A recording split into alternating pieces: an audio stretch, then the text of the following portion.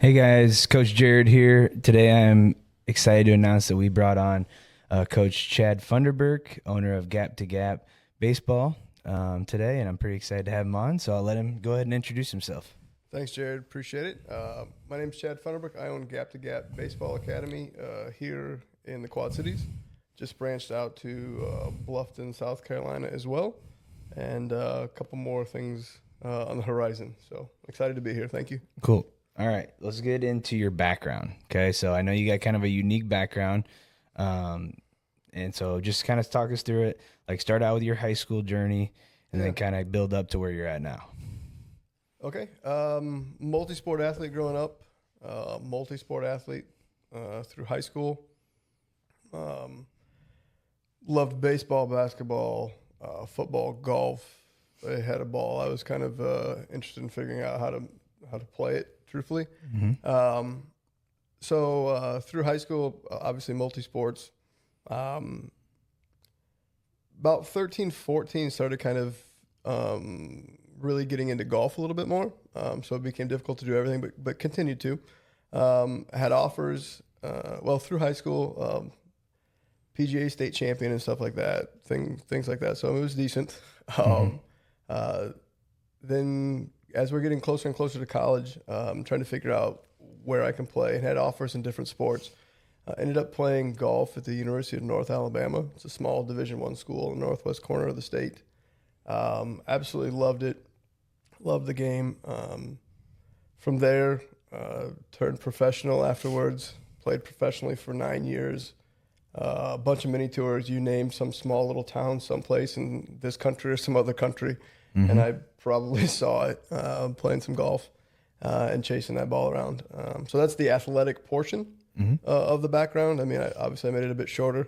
I left out, like cool little spots to eat in Aberdeen, South Dakota. Yeah. Or something like that, but How? So I know that mini tour golf is it's quite the lifestyle. Like, were you pretty rich back then? Oh, just bathing in money. Yeah. Paying more to get into the tournaments than you're making usually, right? Pretty darn close. Yeah. I mean, I had some successful years. Yeah. But yeah, I mean, it's not glorious at all. At that level, I was my own travel agent. I was my own accountant. I was my own, everything. So, for instance, it might be like you have like different statuses on different tours. Like, so certain events you can get into and certain ones you can't get into.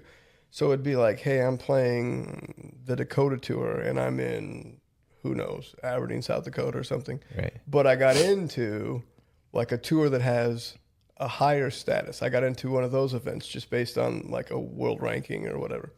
So, okay, next thing you know, then I leave my car there and maybe I try to get to airport and I fly to like Santa Fe, New Mexico. And then I play for 2 weeks in a row. So I'll go from Santa Fe to like Sacramento, California. And then in Sacramento, I don't play as well or something. And so now it's like on to the next stop on the Dakota tour, except for the Dakota tour is now in Oklahoma and my car is in Aberdeen, South Dakota. Right. So it's fly back, get the car, drive. Do you have like friends on the tour that you guys are kind of like absolutely bumming rides? You and help stuff? each other out as best you can. I mean, I've stayed in some pretty terrible hotels, no offense to anybody. So yeah, definitely had a lot of friends kind of helping you along. Even the caddies. I mean, everybody, just one big kind of, how do we figure this out? And I still stay in touch with them now. So. Right. That's cool. All right. So obviously people are like, okay, golf, you do baseball now. So kind of give us the transition. Yeah. And then like, I think, and we'll touch base on this later on, but how some of the principles carry over a lot. And I think, what we'll end up talking about is how a lot of like these principles of being elite and or playing at the professional level carry over on from like a work ethic perspective, from like a training perspective, and then from like a movement pattern perspective as well. Well, yeah, for me, the last one is probably, mindset and everything else, of course. Yeah. But so for me, love baseball, was decent, had chances to play and all the other stuff that goes with it. But knew that long term, I had a much brighter future, or thought I did, in golf. And so I went down that path. But all along, I'm still staying in contact with my baseball guys. I'm still basically just a junkie on movement and movement patterns. So I'm, studying biomechanics. I'm figuring out, why does this muscle group move before this muscle group to move efficiently, right? Whether that be formally or informally on my own. So, and we did both. So that's how it kind of parlays into other stuff later on. I mean, in the mid '90s, yes, you already mentioned before we started this interview that you are much younger than me, so I do appreciate that. Set the tone very nicely. How much is much? I mean, got to do it on camera. No, exactly. I'm just kidding. I don't know, 20 years. Probably something like that. Yeah. I think you're giving yourself a couple of years of I don't know, maybe, I don't know. So in like the mid '90s, late '90s, this is me. I'm physically taking a tube TV on a cart with a battery pack and a Sony camcorder. And how big is this battery pack? Pretty big. Because like back then, like pretty good size. Now you can get a bunch of energy out of like this battery, but yeah, no. There's it was weird. I'll try to find a picture. It's pretty funny.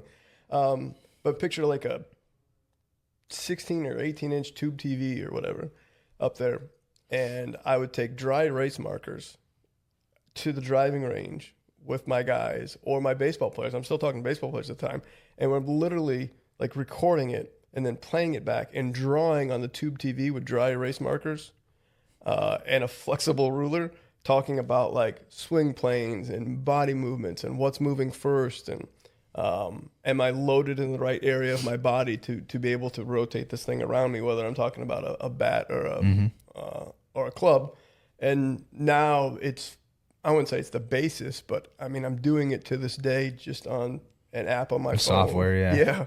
Last night I broke down video from one of my college guys in Florida using an app, and then talked right back to it over the app. I mean, I have over 200 remote clients throughout the country. So literally last night was a college night. So I had 4 or 5 college guys that I'm going through their swings from fall ball and just giving them back to them. And it's not that different than what I was doing in 1998, 99. In the middle of nowhere. Yeah. But the glass is like curved too, right? So you're kind of that's like, why it's a flexible marker. Oh, okay. It's a flexible, like a ruler. It was like one of those like plastically, like I was like gonna say like your pro. It's got to be distorted, right? Oh yeah, a little bit. Yeah, it's but I mean, you're doing the best you can. And, right. So you were ahead of your time. I don't know. I mean, maybe. Okay. So anyways, this is through the 90s. What about the 2000s? Like eventually Coop comes into the picture, right? Yeah. Is that kind of when things changed for you? So that's exactly right. So I mean, when playing was done, I came home and met my wife and started a business and still taught the game of golf and stuff, but and baseball, but basically it kind of decided, hey, maybe that was out of the picture. Started a business, grew a business. It was successful, not related to this at all. And then Coop comes along. While we're starting the business, and he's my son. He's about to turn 13, and he loves the game of baseball, and he kind of picks it up, and we talk about it, and the next thing you know, we're on this giant roller coaster of weird travel ball and heading everywhere to play. And I mean, he's a pretty good ball player, and so that got me back into coaching and players, and that was the beginning of Gap to Gap again, or I guess formalizing it with a name and growing it and stuff. And then from that, we started traveling the country a little bit. He plays at a pretty high level. He's pitched against Bahamas. He's pitched. He hits some pitches. So I mean, he's played all over the country. Pretty proud of him, but he works really hard, and that was how we got into back into me being out there probably a bit more on a national scale and being in different parts of the country and running into people and, hey, I know you. And that's kind of turned into how Gap to Gap has grown, I guess nationally. Yeah. And so let's give kind of the scoop on Coop and how you guys support his journey. 'Cause it's unique, right? It's So we have this thing here where like one of my like sayings that I got from one of my old weightlifting coaches is just like the whatever it takes. So he used to yell it at me whenever I'd go up on stage to do like a snatch or clean and jerk. And my thought was always like, he was never saying this to me in training, right? Because training is more methodical. It's more, thought provoking. You're dissecting movement, that kind of thing. But when you go up on stage, it's like, okay, just don't do that anymore, right? Just do whatever it takes, right? Don't matter how it looks, essentially, right? There's a golf saying, they don't draw pictures, they just write numbers, something like that, right? That's correct. That's what my dad used to say all the time. No room on the scorecard for pictures, only numbers. Right. So anyways, though, I kind of extrapolated that, and like I say that a lot to my athletes, but I don't think a lot of people know what it takes. And it's okay. Like I think it's okay to not be willing or not want to do what it takes. And I don't mean that in like even in like a sarcastic or like a demeaning way. It's like legitimately like, it's okay. There's a lot of things that I don't do what it takes to be good at. Like, for example, I want to be good at golf, but I don't, I'm not willing to do what it takes of me. So anyways, though, what you guys have done and what Coop has done to this point is kind of a very unique journey. And I think it's potentially what's required to really go to the next level. Maybe not every bit of it, but I think you're certainly putting him in a position to succeed. Well, I completely agree with you. Yeah. Not so much about the Coop part. We'll see where that goes, but no, he's good. But no. So, and that leads into like the next venture. We can talk about that maybe even a little bit. But ultimately, you're 100% correct. So, my wife Natasha, Tosh, and I, when we kind of figured out that Coop was kind of good, we basically went to Coop and said, if you're the engine, we'll steer. So you're 8, 9, 10 years old, you need to be the one motivating. Like, this has to be you. So like when the car is running, then you steer it in the right direction. He's 10, he can't steer the car. Right. He's the engine of the car. But the minute the engine stops going, there's zero reason for Tosh and I to steer something, right? Right. So we're not going to. So then once he started really being the engine, then we just did our best to surround him with the best possible team, the best possible people. Human beings are super important to us, the right humans for him to be around. And that's what we've done. And that's what I do at Gap to Gap. I mean, that is the idea.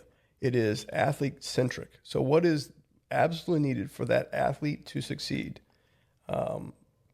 I'm very honest with my athletes, very straightforward. I think that if I was just interviewed the other day for this article, and they're kind of asking about why it's successful. And I basically said that, like, I think those athletes, they trust me, right? They trust me because I'm always going to tell them my truth.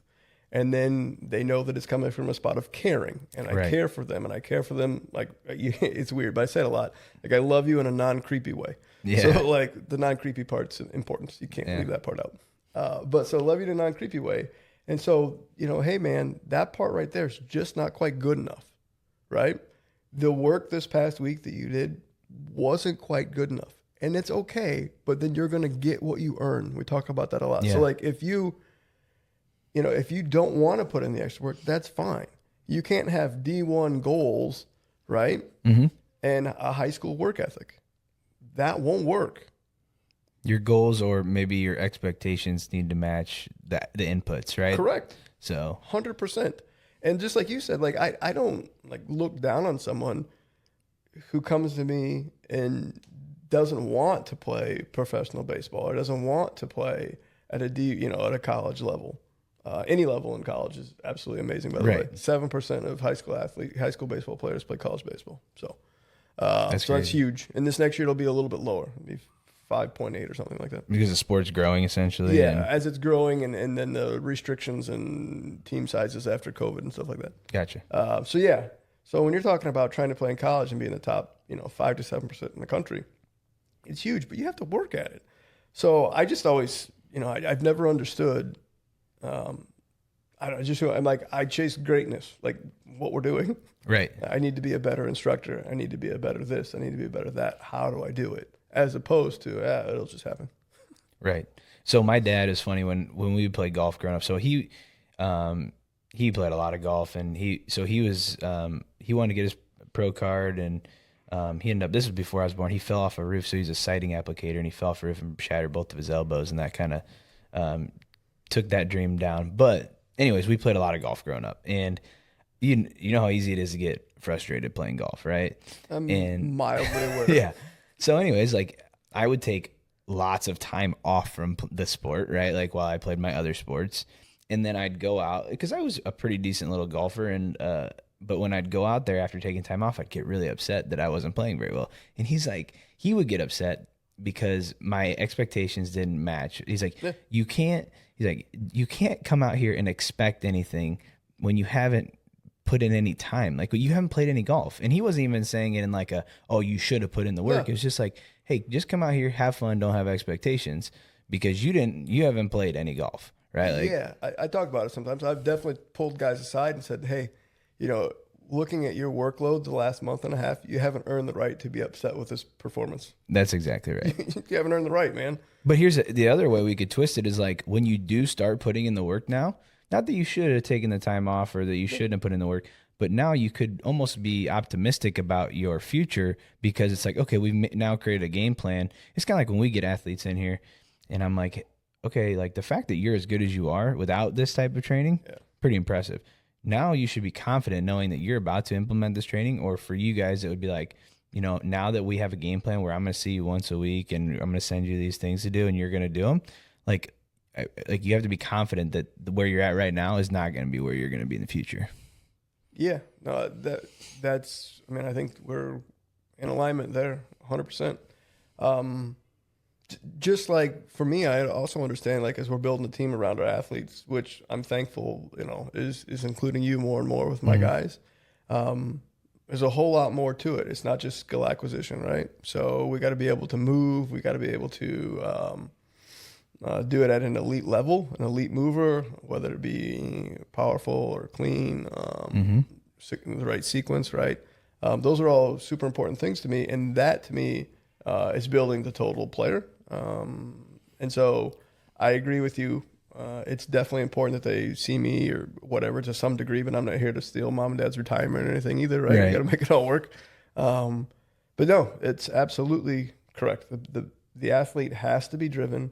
The athlete has to want it more than anyone else. The athlete has to be willing to sacrifice. So let's say that the athlete thinks that they are driven enough, right? And they want it bad enough.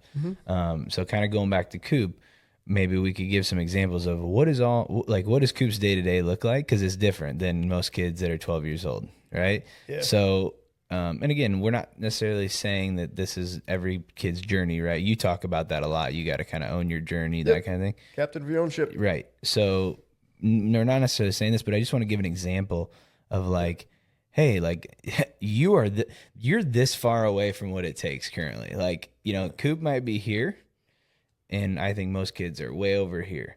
So I just think they need some perspective on what's possible. Yeah.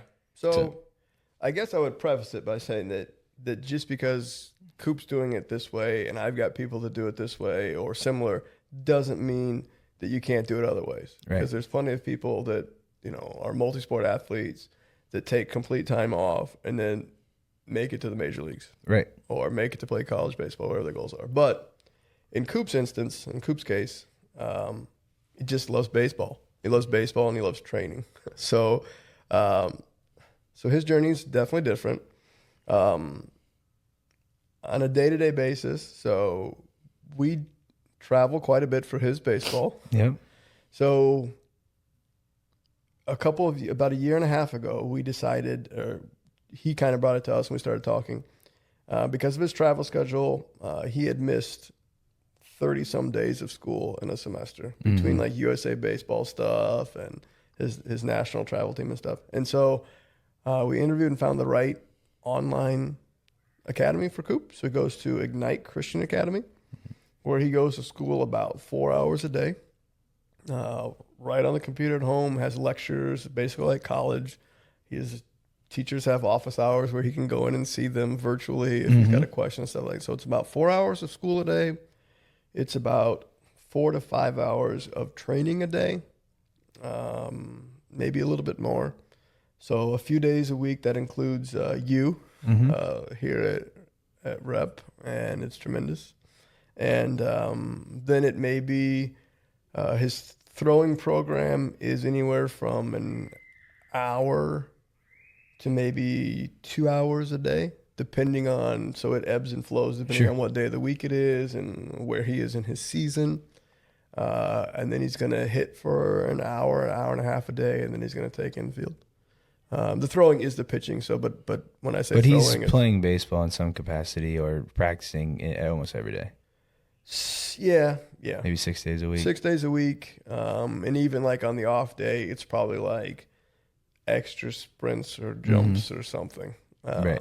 Something to get him moving. Because for Cooper, really good ball player. I would say skill heavy. Like he's skilled, hand-eye coordination, pretty darn good, all those type of things. Throws it harder than the average kid his age by quite a bit, hits it, all that kind of stuff. But we've identified he needs to continue to develop athletically. I mean, he's still only 5'4", 123 or something. Right. And the fact that he throws that hard, I think when he's a lot of kids that throw hard aren't like skill heavy. They're athletic heavy, right? Right. So the fact that he throws hard and he's more prefaced on the skill side of things. I mean, we've talked about this, but the skill heavy kids are the kids that at the end of the day, like, I love getting in the most because at the end of the day, I know that what we do is going to really take their performance to the next level, right? Because what we're doing is the athletic heavy stuff, right? So, and I think, Coop is, you got a lot of growing to do, and I think he's like all that stuff's going to come. But point is, and I give a lot of guys this example, but we had a kid that Dean Wainwright, wrestler, came in first day, and I said, Dean, I think he got second at state in 8th grade. And I was like, Dean, so why are you a good wrestler? Like, I've heard you're a good wrestler. Are you good because you're just stronger than all the other kids? Because at that age, that's a lot of the wrestlers. Yeah, they're just strong. It's the same baseball, right? Yeah, exactly, right? They're just throwing gas past everybody, right? Anyways, I asked him, are you good because you're a better wrestler than them? Like, you're more technically efficient, or are you just stronger? And he goes, well, my coaches call me the technician. That's my nickname. And I was like, all right, this is going to be good. And then he won state as a freshman in high school the next year. Because I said, I can make you bigger, faster, stronger. I'm going to have a hard time making you a better wrestler. Like, that's not my job, right? Yep. So anyways, that's what I love to hear that. So now, like, we can kind of break this down. So Coop works with you for hitting, pitching, fielding, right? Yeah. So one of the things that we did decide, so I'd like to build a team around my athletes. I like to build a team around all my athletes, whether they're my son, Coop, or not. And so in doing so, I'm, especially with Coop, I look to, I don't want to say outsource is the right word, but get the right experts around the athletes. And so for Cooper, I own the hitting and the fielding, and I help administer the throwing. Okay. I mean, I am a pitching guy. I've got plenty of pitching clients. I'm for it. But we were lucky enough to have the ability to have Cooper throw or train his throwing through the Florida Baseball Armory. It's in Lakeland, Florida. Randy Sullivan is the physical therapist that started that. Baseball background, baseball mind is brilliant. It's about movements. Like, we all nerd out here about movements and movement patterns. And so Coop gets to Florida twice or once every couple of months to train in person down there for a few days. And then back here, he trains through remote, and we do that through their app, basically. And then I make sure we keep an eye on it, make sure that we're kind of moving through the drills like we're supposed to. But yeah, so that's kind of how that works. And then you own his strength and speed and explosiveness. Got it. So, and Coop's also done, mobility work through baseball flows. Baseball flows for Dr. Ishmael Gayo. Dr. Ish is tremendous. Played in the Dodgers organization. PT as well out on the West Coast. I consider him a friend and a colleague. His app, Baseball Flows, is absolutely tremendous. It is movement patterning for a baseball player from one position to another, which to me is super important. Okay. So I just wanted to give how many different like people you're seeking out for Coop, right? And just different components that go into this. It's not just, you know. I forgot about, baseball. Sorry, Doc. I forgot. Coop flows 6 days a week. There you go. Okay. So anyways, just kind of give people the idea. So I think we chatted about it a little bit once, and I was telling you how often like I squatted back when I trained, right?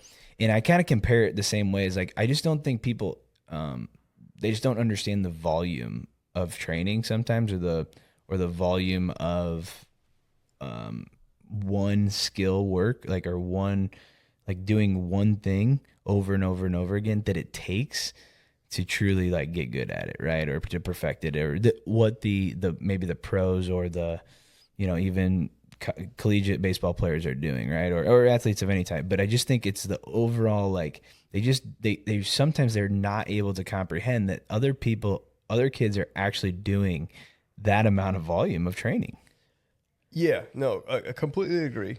So you got to take care of your body and everything that goes with that. But that's where the flows comes in. That's where like all this other stuff comes in, right? Definitely. Like you guys also have a Compex, right? Or is it what's the other one? What's the one the TENS unit you have? Mark Pro. You have a Mark Pro. We use Mark Pro and Normatec boots. Right, so you guys have like literally everything that Coop could need to recover, right? Trying to. Trying to. Sure. I know not everybody is in that spot, but yeah, 100%. And that's maybe the 5% difference, right? Like we're not talking about but the point is like everybody wants to say you can't recover from this amount of training that we're doing. It's like, well, you can assist yourself in doing so. You can assist yourself, and I think oftentimes like we sell young athletes short absolutely, and what they can handle and what they can't handle. And but getting back just a second, like the hitting and the other stuff, I say this to my guys all the time. So I see in person 70, 75 athletes a week, one-on-one in person, and then another couple hundred remotely. And I talk about this all the time with them. It's that what we're going to do isn't sexy right now. This is not sexy. This isn't Jock Peterson and his pearls from the playoffs a couple of years ago. This isn't like, you know, bad eye black and 19 arm sleeves, right? Like this isn't, we're going to go make a TikTok about this, but it's how it gets done. Yeah. Right. This is how it gets done. So we do that a lot. And that can be difficult sometimes, right? When I sit down, like I build an individual plan for each athlete when they come in. It starts with an assessment, right? And we go through an hour assessment, and then I go back and I look at the video. I do video all the time. And I build a plan specific to that athlete. And there's going to be a time in there where the athlete doesn't like the plan. Like, hey, I really like this stuff, but I don't like this stuff as much. And I'm like, that's too bad, right? Yeah. Like, do you want to be here? Okay, well, then it takes this stuff, right? And so, I mean, there's probably a reason they don't like it, right? Yeah, it's probably they're not as good at it. They're not as good at it. Yeah, right? you're right. No one likes it, right? Yeah, no I don't one like likes doing to fail. stuff I'm bad at. Yeah, exactly right. But that's how we get better. And so we talk about that a lot. And so we're going to open ourselves up to being bored sometimes in our practice. It happens. I mean, I'll do some things, you know, individually to try to make it a little bit more entertaining or whatever. But I'm not the guy. I don't believe in just like I could build you something fun to do every day, and we'll make our training fun and right depending on the age and everything else. But that's not what it's about. Right. It's about chasing greatness. And if we're chasing greatness, it gets done a certain way. It can be fun along the way in spots, but if you came to just be entertained for an hour or half an hour or this or that, or that's not it. That's not how it's going to go. And that's okay too. You can go do those things, but that's not going to get you where you told me you wanted to go. So if that's where you want to go, this is how we do it. So there's a weightlifting coach. His name's Travis Mash, and he says to be elite, you got to be a master of the mundane or a master of the monotonous. You can call it either one. But the point is like you have to do all the boring stuff no matter what. Like all the other stuff you can add in, whatever else. But if you like, there's non-negotiables. And like people who are, and I think this is probably very applicable to life and maybe business, is like you have to be able to do the boring stuff every single day, right? And the people who are willing to do that are generally the most successful. It's the people that all over all the time. I'm going to try this drill, and then I'm going to try this drill, I'm going to try this drill, right? And it's like Well, why don't you just get good at that one drill first? Yeah. Then you can move on to a new drill. Because the drill is not right? Like when you're doing a drill, that is not the goal. Like the drill is not the outcome, right? Like, so it's like you have to master the point of the drill, right? 100% agree. So we talk about building, and I mean, I definitely do drills. We definitely do some drill work and stuff. Sure. But we talk about like building your core set of drills that kind of keeps you on track. And so, as a hitting instructor, a hitting guy, which is what I'm probably most known for or whatever, I guess, I talk about making sure that the athlete understands their move better than me. I mean, that's the goal, right? Eventually, right. You understand that your own move better than me by the time you get to college and play professionally and stuff like that. But in the short term, here are the goals or the drills that kind of keep you on track. And those drills may change as you change and you get bigger and stronger and your move changes and we get better at one movement pattern than another. But if you know your 3 or 4 drills that always kind of, and that's how you should start your routine and that's how you should start working through it. And then you can get into the other stuff that we're building on. But these are what keep you, I think it was Justin Stone, I'm pretty sure that I was listening to, I'm pretty sure it was Justin Stone, who's a Chicago Cubs hitting coach. And was talking about, he viewed his job as basically keeping the bowler to be able to throw the ball between the bumpers. Like if you put the bumpers up, like it's not going to be absolutely down the middle every single time, and it's going to kind of wander, but he wants to keep each of his hitters in a spot where they never quite get to the bumper or the gutter, right? So whether it's, okay, hold on, we're getting a little bit off track here. Remember, this is who you are, and this is what you do, and this is how we move, and it may be completely different for him than for him. It's probably because some sort of feel, and this is golf too, kind of goes back to golf. They have a feel, and that feel starts to work its way too far in one direction, right? Like, let's say you were overcoming a slice, right, in golf, and you had a feel that gets you kind of under the path, and now you're hitting a nice little draw, or you're hitting it straight. Eventually, that feel is going to start making you hit a snap hook, right? It certainly can. I mean, if the coach is not there, or you're not able to keep it, like once it reaches that bumper, potentially, right? Oh, wait a second, we got to come back. Yeah, I mean, and in the 100% correct. And the other part of the thing that I think that plays a role in it with hitters and stuff is it takes like one pitcher sometimes to get more established hitters, even in a bit of a funk, right? Like you can chase it back to one hitter or one pitcher that exploited an issue, and then you kind of either you maybe didn't adjust or you adjusted too much. And now it's like that one game with 2 or 3 ABs really set the tone for a week of rough work. Right. And so we get back to our core stuff. It's very similar in our training of, athletes want to do different stuff all the time. That's pretty common, right? Like they get bored, especially youth athletes. And I think it's our job to mix it up enough. But I'll tell you right now, they don't want to see what my training looked like. It was the same almost like the exact same thing every single day, right? And again, I think so. There's a training philosophy about this, and it's kind of the principle goes along with the principle of specificity, and we call it the pyramid of specificity. And basically, when you first start, you do more general exercises, and then as you get better, you start to specialize. Kind of similar in sports, right? Yep. But I think So I always give this example of I would rather if an athlete was allotted, let's say 12 squat sessions, right? Let's say they were allowed to back squat 12 times in a year. Like, I know this is an unrealistic example, but I think it makes a point. Most people would say, okay, well, I'm going to break that up and I'm going to squat once a month for 12 times, right, in the year. And they think that's probably the best route to go. And I'm going to tell them right now, like at the end of that year, they're probably going to be squatting almost the same amount that they were squatting at the beginning, because every time they did a squat, they became so detrained by this next time they did a squat that they were almost back to square one, right? And because there's a skill component. I know it doesn't sound like it to squatting, but there's a neurological component. And this is with everything, right? It goes to baseball. There's a big neurological component. It's not just building tissue, right? So anyways, what I would say is if you allotted me 12 times a squat in a year, I would probably get that done. I'd probably squat twice a week, right? So what's that, 8? I'd probably get it all done in like 2 months, give or take. and I would be really strong at the end of those 2 months.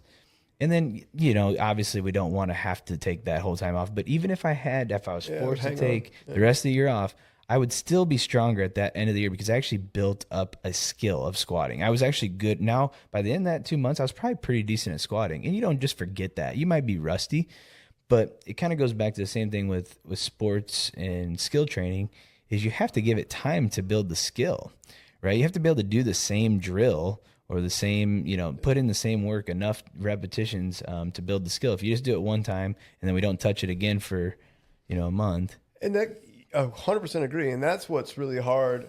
I don't want to be like the old get off my lawn guy. Yeah. That's what you were starting to do there for a while, I feel like. What's that? If you want to see what I did, yeah. No, I'm just kidding.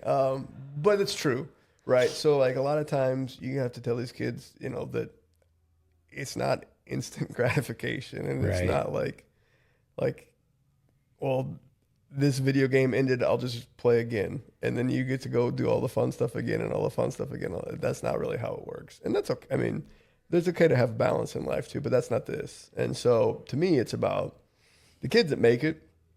Honestly, the kids that make it. One of the things that I think they really have in common that I've seen and I've had guys play professionally and everything else. They fall in love with the process. They just love the process. They love to train. They love to see these little teeny tiny incremental gains. And they're not necessarily wowed by something new and shiny every 5 minutes, right? They'll just like wandering into the gym, putting on their music, getting to work, going through their stuff. Now I go do this. Right. Because I just love it. Right. But I think, let's say that an athlete comes to you and they probably have maybe a bad session or something like they just didn't feel good about it. Like I would say probably the good athletes or the athletes that you probably see that succeed are the ones that want to get back in and like redo that session and do the same thing that you just tried to do that they failed at, versus there's the other athletes like, I didn't do well at that drill or with that. Let's go try something new. Yeah. You see what I'm saying? It's like they got to master it. And they're like, no, screw that. I got to master what I just did. Yeah. Yeah. And I even test it sometimes too. Like we're in there, right? Like when we're maybe stressing them out with some velocity, right? At 5 or 8% higher than they would see. So we're talking about throwing some college guys facing, 100 or 102.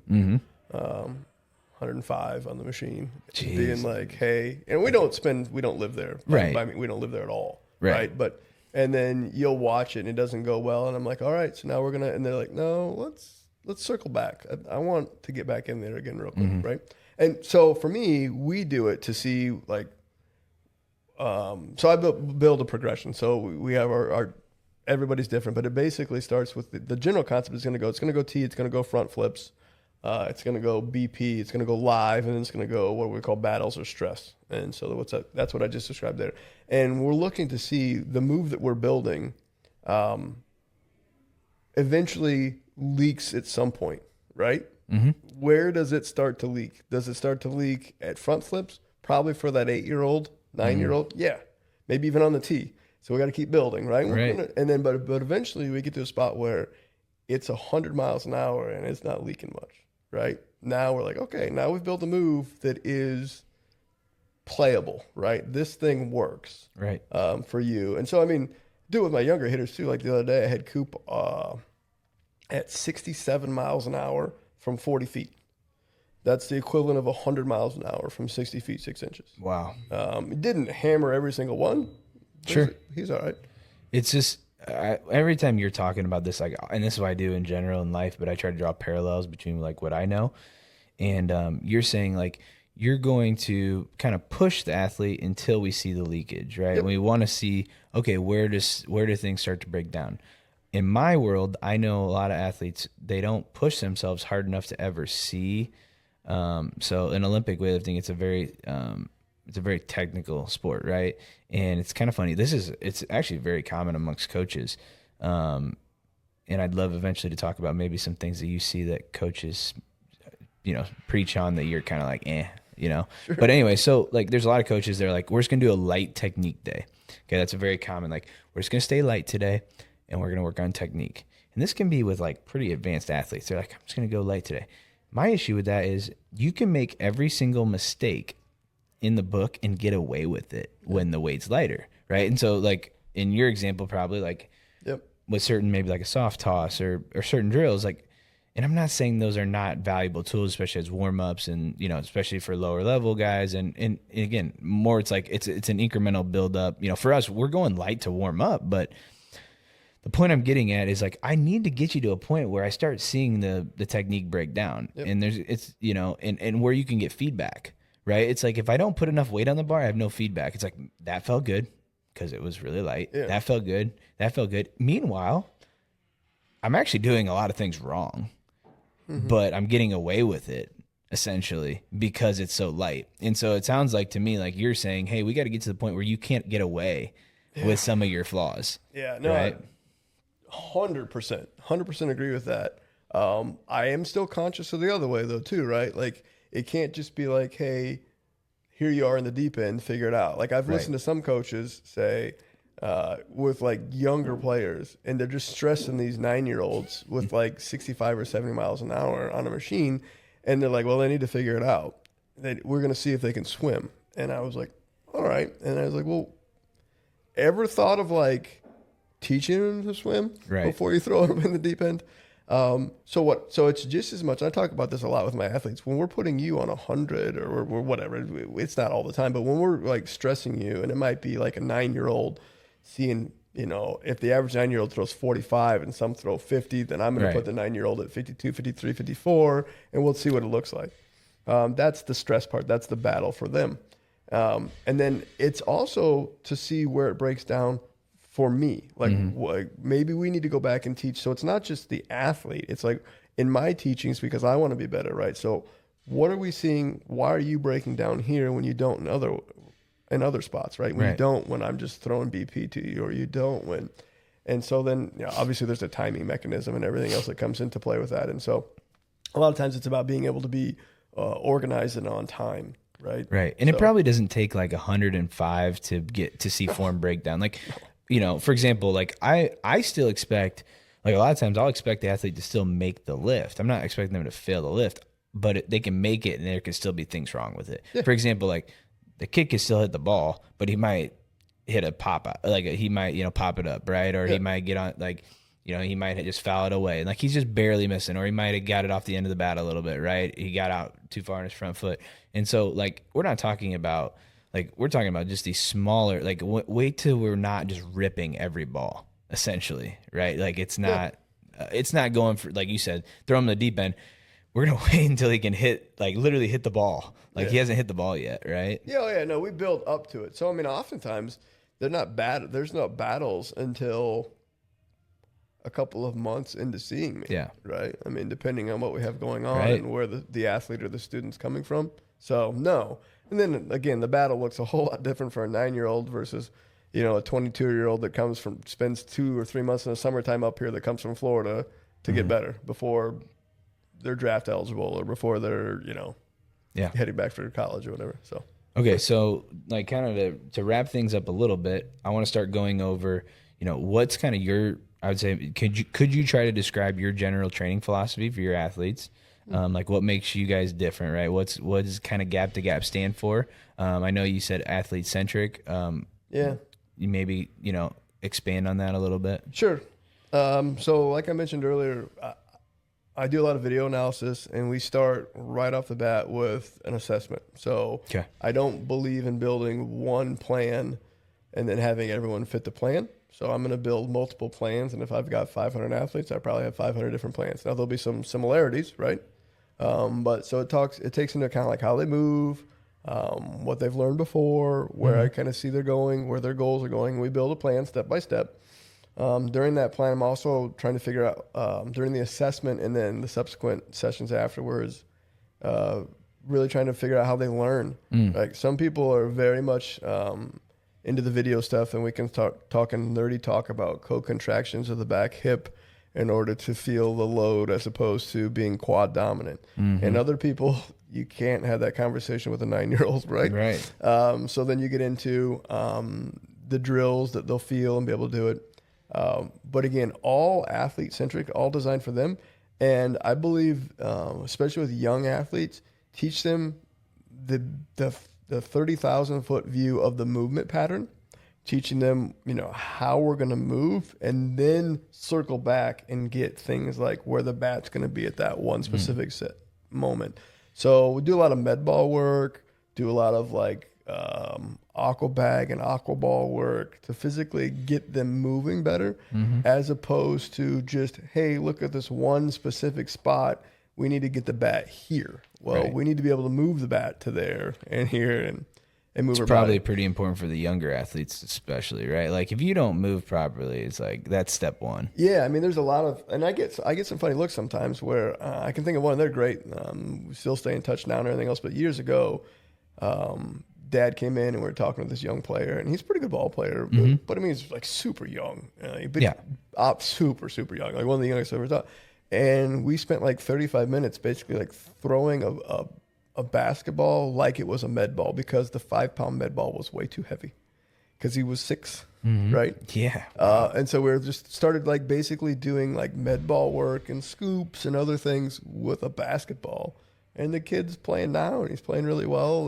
But it was all about how am I going to physically move my body efficiently? And so it started there. So it's athlete centric. It's all about movement to me, way before skill acquisition.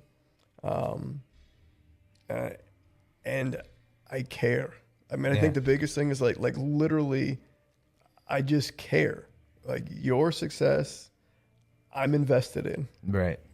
That's important to me. So whether it's on a weekend, I probably have, I bet you I have 40 or 50 texts a weekend during baseball about how the athlete's doing back and forth. And I might start it like, hey, I'm checking out how Blake do this weekend. Well, Blake's a 10-year-old playing in Cedar Rapids, but I'm checking. Absolutely. Right. That's awesome. How did Cisco do this weekend? Well, he's a 22-year-old, playing indie ball in what I'm saying? Yeah. So like, it's the same to me. Doesn't matter. So and I think a big part of what you're saying is everything is individualized. Yeah. And I think it's important that you have to communicate with the athlete, and you have to check and see how they're doing in order to individualize things properly, right? Like you got to see, hey, is what we're doing working, right? Like, mindset wise and skill wise. So it's very similar to what we do as far as like, I believe at this point, with technology we have available to us, with the knowledge we have available to us, we really shouldn't be doing a lot of templated stuff anymore. It's just, I don't think it's necessary, right? Like when I started out in strength and conditioning, you just went on the internet and you found like a program on the internet, and you just like and you did the exact numbers and the same percentages and whatever that they had, and you just hoped that it worked, right? And then eventually we started, like, people were able to do remote coaching, right? And that became a big thing. And the point is, like, I don't think with what we know now, there's any reason to do anything that's templated, because it's just it's just suboptimal. Well, that's what I was just thinking as you said it. I wasn't going to use as big of words as you, suboptimal. But I mean, in my mind, I was thinking, well, that might get you kind of good, but it won't get you your best. So why do it? Potentially won't get you. And that's kind of like, I don't know. If anybody knows me, I'm kind of like, why do it if you're not going to like really do it? Yeah. Like, why kind of do half measures, right? Like, I just don't really understand it. And I get that not everybody has that mindset, but I think that kind of goes into the whatever it takes kind of mindset. It's like, I promise you there's very few athletes that aren't having some sort of hands-on individualized coaching that are just grabbing some stuff off the internet nowadays and reaching their full potential. Yeah, the athlete's got to want it, right? I mean, I think so. People are like, all your athletes are really successful, and most of them really, really are. Mm-hmm. But I also think that I kind of attract that too. Like, I don't know how else to like say that in like it's not an ego thing or whatever, but like people don't come to me to babysit their 10-year-old for 30 minutes on a Tuesday night or whatever, right? Like, I mean, they want to be great. They want to get after it. Right. And we do it from a fun, energetic environment. We do it from all those things, but yeah, I mean, why do it? Right. I mean, that's just, I don't know. I think if you don't have that mindset, then maybe Division I or even collegiate sports probably aren't for you. But anyway, so the last thing I want to touch on is, what do you, if you had to list out some like kind of requirements for athletes, like if they want to go play college, D3, D2, D1, and then maybe professional baseball someday, like what are some things that they need to be doing? And then we can kind of talk about what you've been working on and how that will help like kind of cover all those aspects. Yeah. So it's about developing the whole athlete, right? The complete athlete. And I think oftentimes baseball players, sometimes, it's getting better, but it used to be that the baseball players didn't necessarily always look like the best athletes around sometimes.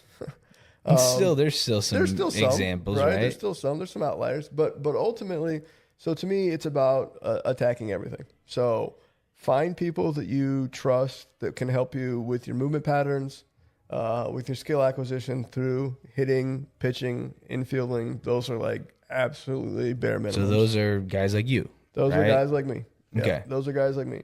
Then there better be a strength and conditioning, but to me, it's a strength conditioning, strength explosiveness coach. Yeah. There needs to be somebody involved in making you extremely explosive. We call that a performance coach. Yeah, that's probably a good idea. Yeah, it's a pretty easy word. Yeah, I just but to me, so the reason I use explosive a lot is because I think it's not good to be fast. Like why baseball players run a 60-yard dash for like it just cracks me up. That's a good point. Yeah. Because I got a lot of athletes who get really fast at like the 35 to 40 to 45 yard range, and then it's like we don't ever run that in baseball. So you just reach home base. Correct. Right. There's no reason to be right. So ultimately, get explosive, get fast, get there quickly. So that would be somebody like us. That would be you, 100%. Not like you, but definitely you, right? Okay. And definitely you for the first one. I appreciate that. Then I think we better be able to fuel that, right? So then I think finding the right nutrition for you is super, super important for performance, for recovery, and everything in between. And so there are people out there. There are things that I absolutely trust. We're going to talk about that, I think, here in a second. And then I think what gets really overlooked is like the mental aspect of what we do. How do I handle failure? Could I work with someone to have a plan inside the batter's box? Could I work with someone that helps me, view myself as a human being off the baseball diamond instead of just a baseball player?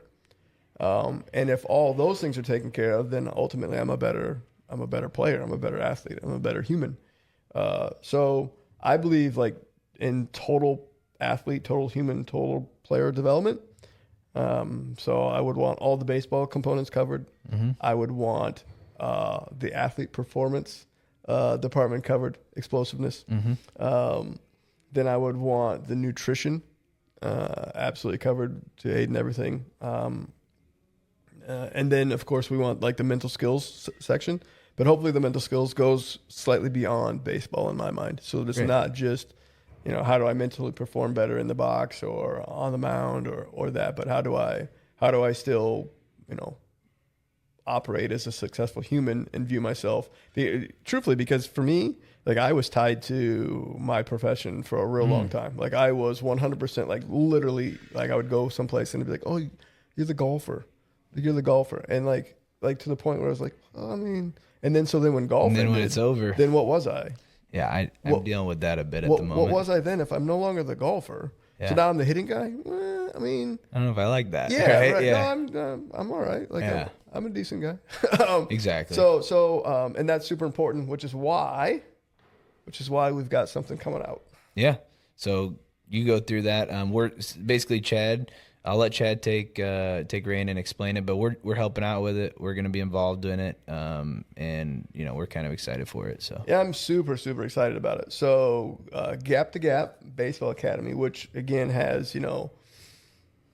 400 athletes that we're seeing, 400 and some athletes that we're seeing on a pretty regular basis, whether it be remote or in person. We're coming out with an app. The app, pretty sure, is going to be called TPD, Total Player Development by Gap to Gap. It's going to have, so it'll all be, obviously right there on your phone, or tablet, whatever.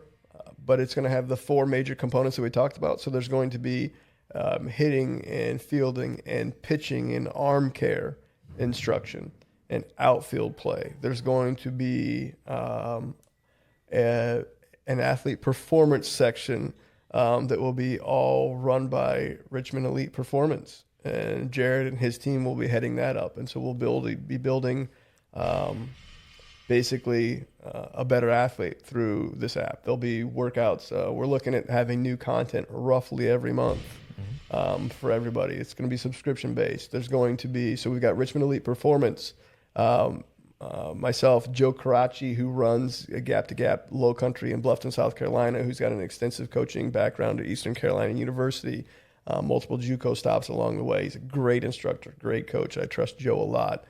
Joe will be doing a lot of the baseball instruction along with me.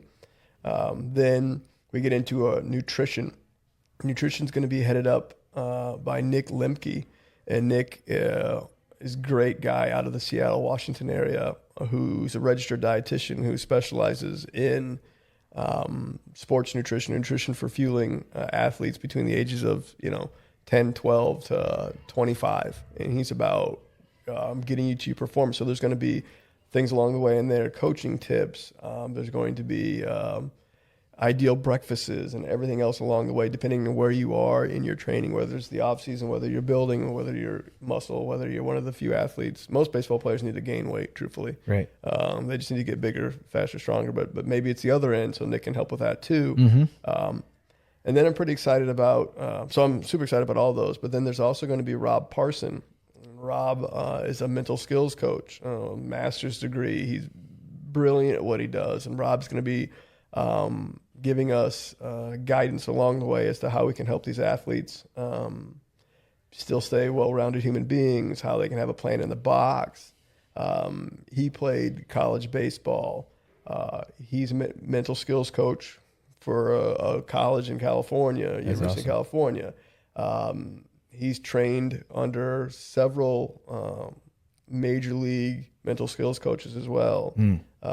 Tons and tons of experience and knowledge to grab, both personal and through training. So I'm pretty excited about being able to, and if we see the need to add another discipline to the app, we'll add another discipline.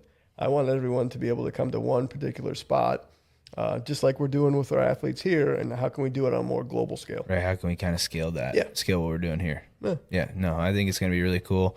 And I think athletes don't realize that, just, again, go back, what it takes. And we're kind of showing them, here's kind of all the different components. You can't just be, I've dealt with a lot of, you deal with burnout along the way, right? We're talking going back to the mental health or the mental skills coach. It's like, it's important to, that is so overlooked, right? Like as a young athlete, because you probably, like when you're young, you love it, you have fun, it's all fun, right? Yep.